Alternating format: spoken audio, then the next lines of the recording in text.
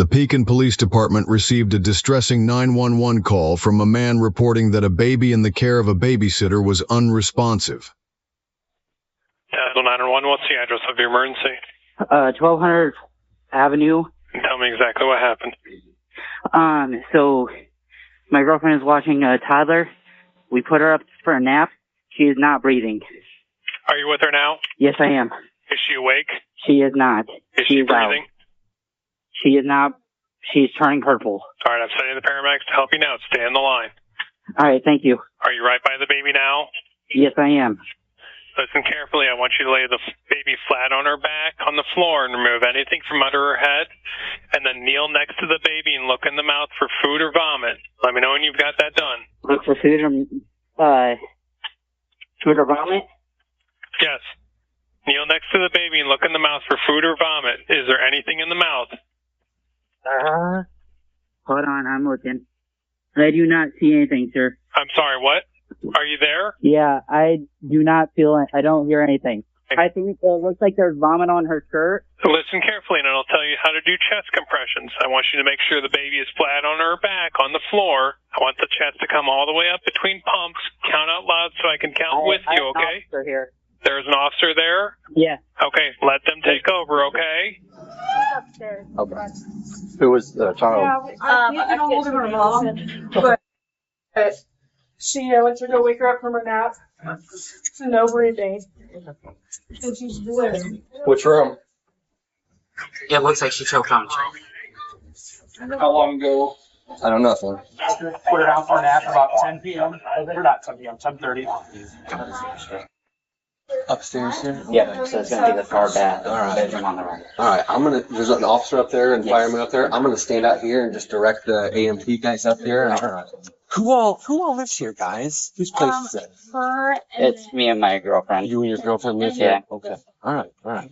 My girlfriend laid her down at about 10:30 for a nap, Okay. and she usually just naps, and then we get her and she comes down and eats. And we went up there and nothing. Oh my gosh. Okay. All right. Yeah. It looks like We she choked on her food. We got the right people here to try to fix this and take care of this. So let's get them up there. All right. I don't know. I'm not up there. I'm scared. I'm shaking really bad.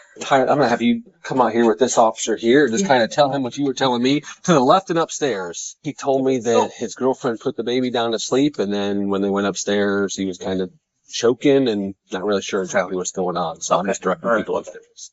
Keep talking what you're doing. Let them do their work. But these officers will probably just kind of talk and get this, do their part of it, and we'll let the medical people take care of that. Okay. Who's this baby right here? That's my baby. That's your baby. Okay. Yeah, I just put her up to take a nap. Okay. All right. Who are you talking to? Her mom. Yeah. Yep. You go ahead and do what you gotta I do. put her up Yep. there about 10:30, and she fell asleep about 11. And I just went to wake her up because usually I let her sleep for an hour. I had her lunch in the microwave, and I went up there to check on her, and there was nothing. Okay. You guys are babysitting. Yes. Yes. What's mom's name? I do not know. Is this her? Yeah. Okay. Yes. Oh my gosh, I'm shaking so bad. Hi. Now, right now, the medical personnel are upstairs working. We're going to keep you out here. We don't know exactly what's going on. That's awesome for coming here. But it was actually one of the paramedics that was getting the information from you through her. So, yeah, we'll stay here and we're gonna get. I'm gonna call my fiance. Yep, I think that's a good idea. Yep. Do they know anything right now? Is she breathing? I don't know. Nope. I got here and I sent the superheroes upstairs to do what they got to do, and I just kind of stayed down here to She looks keep like this she part threw going up here. all over her. Okay. I had her lunch in the microwave. Okay, they're coming out right now. They're coming. Yep. So let's stay here. They're coming out right now. Yep, they're gonna come out and they're gonna get her because I don't want you driving in this state. I'm not sure if you ride in the ambulance This is a company vehicle. or maybe I can drive you. Maybe you can ride with me. Yeah, maybe I can drive you to get you to the hospital. That's probably the best idea. Do you want to come sit in my squad car where it's air conditioned and just No, I relax need it? to see her. Okay, yeah, no, I think that makes sense. Yep, I think that's good. I was just thinking if you wanted to, I was offering that as an option. I need to see her. Yep. She's standing right here, wants to see everything. We're at the end of the sidewalk. Just, hey, I would just wanna alert you. She's gonna have a lot of things on her. A lot of stuff going on, so I want you to get to see her and watch. But we've got to let them do what they can to save her life. And I know I'm just letting you know it already is alarming and distressing and everything. But yeah. Oh my. Who found little one up in the? It wasn't her. She I had nothing wasn't to do here. with I this just came from babysitter. work.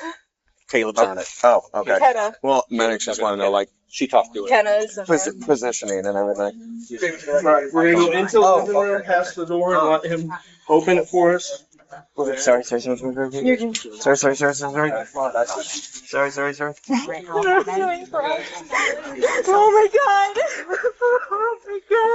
Oh my god! Oh my god! Let's go sit in my car and let's call him to the hospital, right? I got you. Oh my god! We're just gonna sit in my car. I got you. Go to St. Francis. Yeah. Oh my god! Are they able to get anything? Crib looks clean. Butler did really good. He took his camera. Babysitters. Yeah, took a real good video of the crib before he touched anything. Baby was found face down. Been sleeping like roughly 2 hours. Oh my god! I'm sorry. Do you need me to hang up on you? Okay, I'm sorry. I'm trying to keep it together, but I can't. Go to St. Francis OSF. Oh my god. Oh my god. No, Dude, no, and like everything looks pretty clean. Okay, it looks like a nice kid's bedroom. Like there were some blankets in there. I wonder if it was like rolled over on his stomach and just wasn't strong enough to go in, roll back over and smother it in the blankets. So they're gonna take back to an emergency room, obviously. Okay. So you can either wait in the lobby, wait outside, talk to people. I'm gonna get another officer here to kind of facilitate so you are, kept up to speed on exactly what's going on and what's happening. But we want to give them the ability to do what they've got to do here. So the babysitter is hysterical. She said she has laid the kid down at 10 something, came up at like 12:45, and the child was blue. Babysitter's boyfriend is super calm. There's some things that are just kind of up in the air right now. Mother was not here. The child was in the care of a babysitter. That babysitter and boyfriend are on the way to the PD now. Palmer's going down there for initials. Child was on his stomach. When I got there, the dude had him on his back doing CPR, and then I took over as soon as I got up there. I don't know how he was sleeping. This was all in the bedroom. But, yeah, I mean, blue tongue, blue lips, blue skin, nothing. Was it cold? Still warm? No, still warm. Tragically, just 30 minutes after arriving at the hospital, the baby was pronounced deceased. Around the same time, the couple who had been babysitting the child arrived at the police station for further questioning regarding the events leading up to the incident. Hello? Yeah. Hey, I just wanted to update you because Miranda said you've been messaging her. She didn't make it. Are you okay? We're at the police department and I'm just really scared. I just feel horrible. I just don't know what to do. She didn't make it. She didn't make it. No, Kenna. Did they say what caused it? No. Well, now what? I don't know. I'm just in this room by myself and I don't like it. Oh, Kenna. I'm just really scared. Well, there was nothing you could do, Kenna. It could have happened to her. How? You need to stay on the phone with me until somebody comes in. All right. As she spoke on the phone with her mother, detectives began interviewing her boyfriend. So have you seen Sylvie at all today? I have not. So by the time that you Woke up and woke everything. up, she was already upstairs, Yeah. laid down for the day? Yeah. Okay. When you came down, did everything seem normal? Like, did she seem flustered at all? Was there any issues? Everything looked fine. Had you heard, because she said that Sylvie had been like a little bit fussy and She screams a lot and cries because when Kenna first started watching her, she told me she was colicky, kind of. who figured out that something was wrong with Sylvie, or like how did that all play out? Kenna was making lunch with for all the kids, and she was making Sylvie's lunch because she usually wakes up by now. Kenna went up there, and Kenna came running downstairs and goes, I think she's dead. And I'm like, what? And so then I jumped up and I ran upstairs and I saw her and I called 911 right away. When you first walked into the bedroom, what did you see?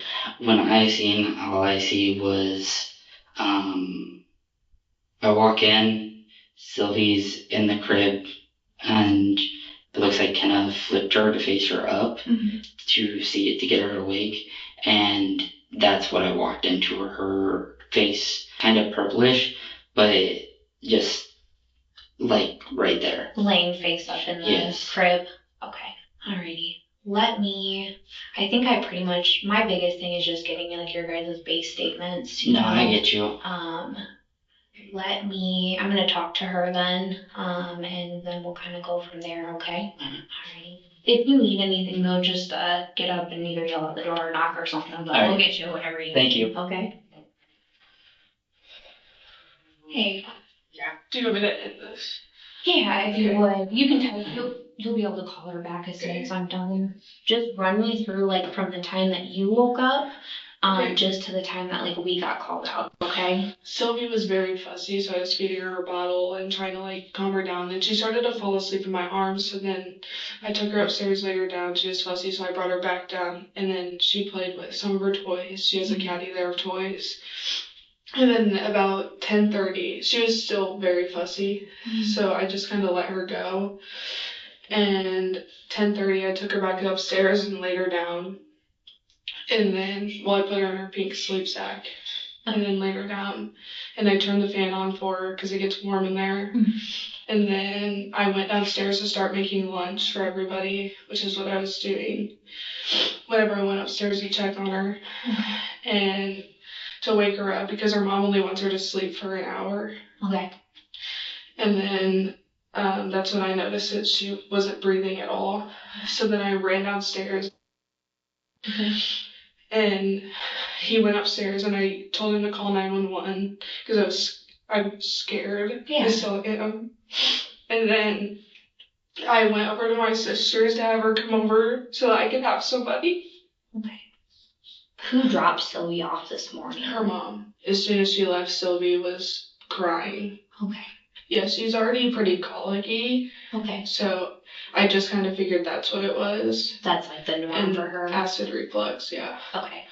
So usually fussy is not like it's not crazy out of the norm. No, but it's for her. also like as much as she was today, it wasn't like normal at all for her. Okay. She seemed more upset than normal. Yeah. I had taken her up to lay her down for a little bit. Okay. For 5 minutes, if that. Okay. Because I don't like listening to them cry. Was that 5 minute like because I have a 2-year-old, I get like sometimes you need a mental break. Was that like a mental break period for you or? Kinda, yeah. Okay. So you get her upstairs because she's being fussy and you need a second. And normally when she's fussy, she's just tired.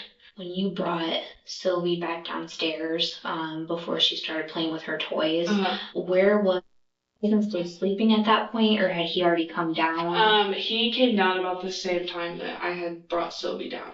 Okay. So then you bring her down. How long were you guys all like in the living room before nap time? We were in there from like 9:45 to 10:30 whenever I laid her down. Okay. When you brought Sylvie down the first time. Yeah. That was around the same time I was getting up for the day. Yeah. You said that you had at one point come upstairs and that you had to pump. Yes. Was that before or after? No, she was still down there with him. Okay. Yeah. Alrighty. I don't understand, I guess, after talking to both of you. He said he was sleeping like the entire time. Yeah, he was, and then came down at 9:30. Yeah, but he said like he hadn't even seen Sylvie today. He was down there with her. Do you know why he would make it sound like he didn't watch her at all and had no contact with her this morning? Maybe it's because he was on his Xbox. I don't know.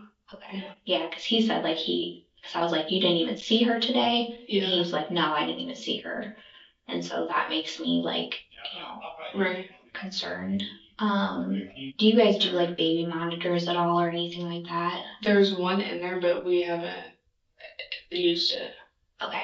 Okay, let me run and ask him then about just that one thing. All right, I'll be right back. As soon as the officer leaves the room, the woman begins texting her boyfriend, seemingly trying to align their stories.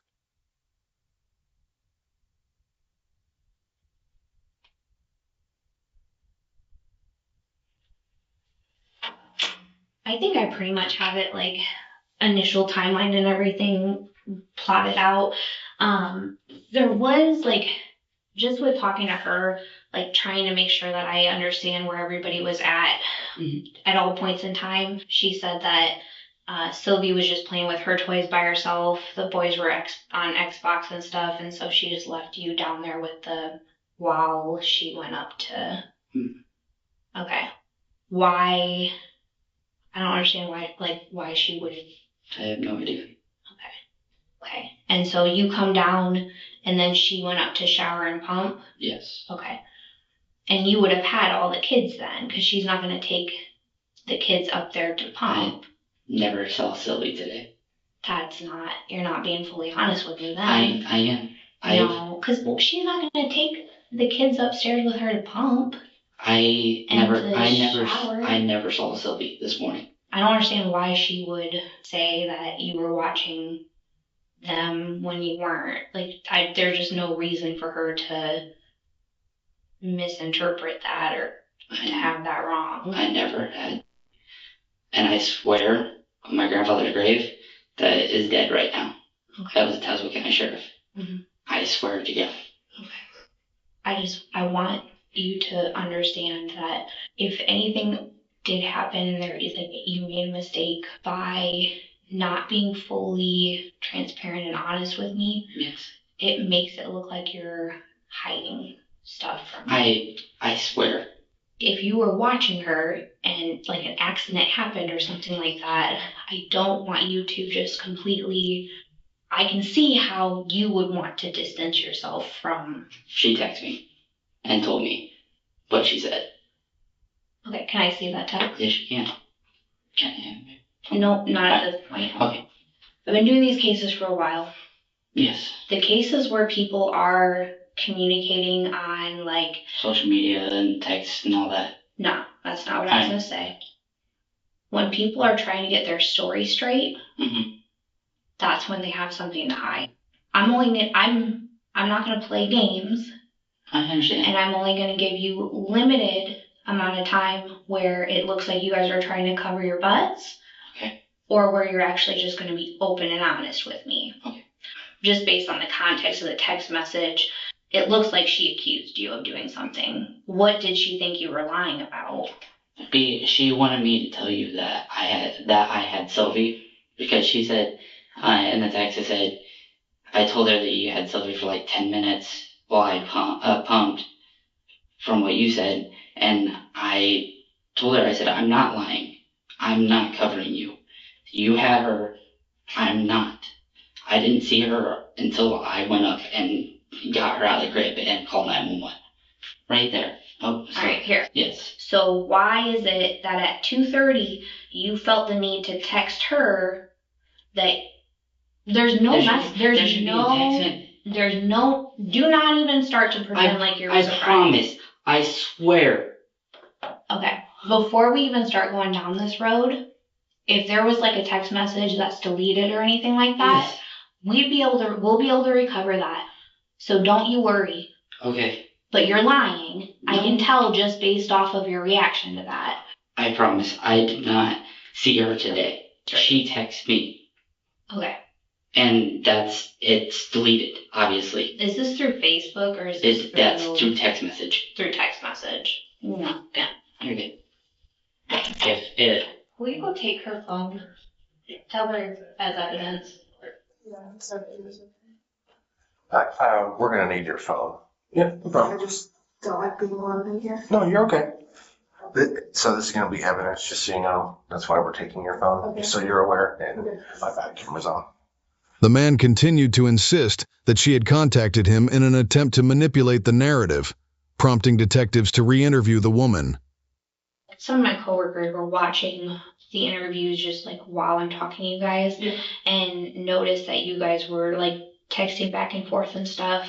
And so I asked him about, what you guys were talking about. He like showed me basically the text thread. And there were 2 messages in there that it had said like wifey unsent or like my wife unsent. Yeah, it was me asking him if he was okay. Okay. Like you had sent a message and then he said like, oh, well, I told them that I wasn't with her. I didn't see her at all. And then you sent another message to him. What were those saying? Just that she was down there with him. Because I told him that what I was telling you. Okay. What made you unsend that message? I was just scared. Okay. Because I didn't know if I was supposed to even be texting him or not. I definitely have a lot of concern when people are like when I meet with a couple and they're like discussing like I'm telling the police this, like what are you telling the police? Like it looks like you guys are trying to like get your story straight. Yeah.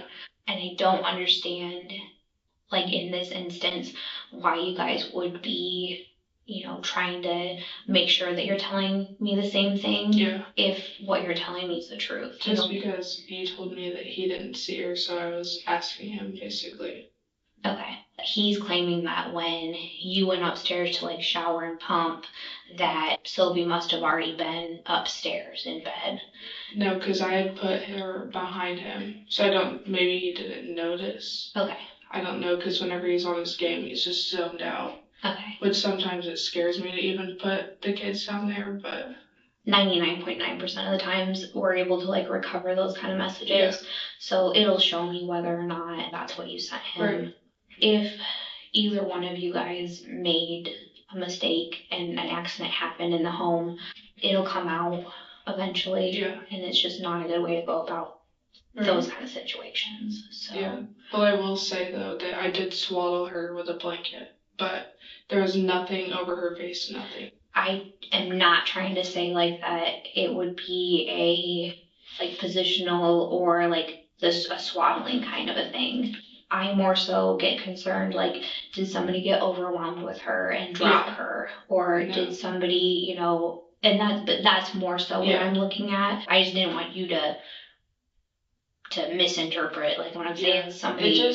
I know that my mom's friend's son passed away from swaddling too, but I was just scared to say that because I didn't want swaddling to be like with her age development, or with her age and her level of development, swaddling wouldn't be something that I'd be concerned about. Yeah. There can be issues with newborn babies that can't get their arms or legs out of there or anything like that. She always if she's crawling and standing up on stuff, pulling herself up on stuff, that tells me that it's not going to be something where she's swaddled and can't, get out of the swaddle. Let me grab him and then I will grab my notebook and then we'll get you guys out of here. Thank you. Yep. The couple left the station shortly afterward, with both of their cell phones submitted into evidence. 2 days later, an autopsy was conducted. Initial findings revealed abrasions on the inside of the baby's upper lip and frenulum. The medical examiner informed investigators that these injuries were concerning, as they were consistent with pressure being applied to the baby's face. It was suspected that an object had been pressed against the baby's mouth and nose.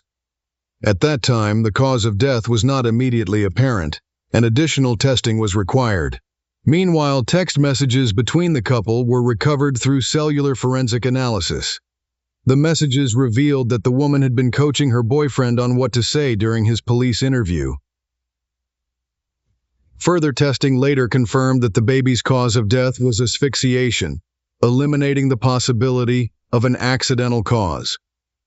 In the weeks that followed, investigators continued building their case, ultimately calling the woman back in for questioning on July 18, 2024. During an extended interview, she broke down and confessed that she had become overwhelmed and frustrated when the baby would not stop crying. She explained that she had tried to put the baby down for a nap 3 separate times, but the infant was unusually fussy and resistant to sleep. She confessed to pressing a plush toy over the baby's face, which forced the pacifier against the upper lip, consistent with the abrasions observed during the autopsy. She acknowledged that, out of frustration, she may have used more force than intended and held the object in place until the baby closed her eyes. Believing the baby had fallen asleep, she did not realize the fatal outcome until later. She ultimately admitted that her actions directly caused the baby's death. The woman was arrested and charged with first-degree murder. So, at this point, you're under arrest. Go ahead, I'm gonna have you turn around, okay? Okay, can I just go tell my mom? Can I talk to her? We will let her know. I'd rather not have you in handcuffs to bring your kid, even with him being a baby. Okay, do you know how long I'll be there? You'll see a judge, and then he'll have to decide as far as, like, releasing you, okay? I'm just pretty scared. I understand. You'll have to see a judge. Will that be today? No. I can't tell you exactly. I'm not sure when the next hearing will be. I don't think that that's the last thing you're going to want to be. In the days that followed during court hearings on July 23rd and 25th, prosecutors revealed evidence that another child in her care had previously suffered a broken arm, with inconsistent explanations given. The judge denied her bail, citing the risk she posed to other children, including her own infant son. Her trial was scheduled for October 7th, and a follow-up court appearance was held on August 15th. She later filed motions to reconsider her detention, but those were denied. On January 28, 2025, the Illinois Appellate Court upheld the decision to keep her in custody, finding that no release conditions could ensure public safety. She remains in jail awaiting trial.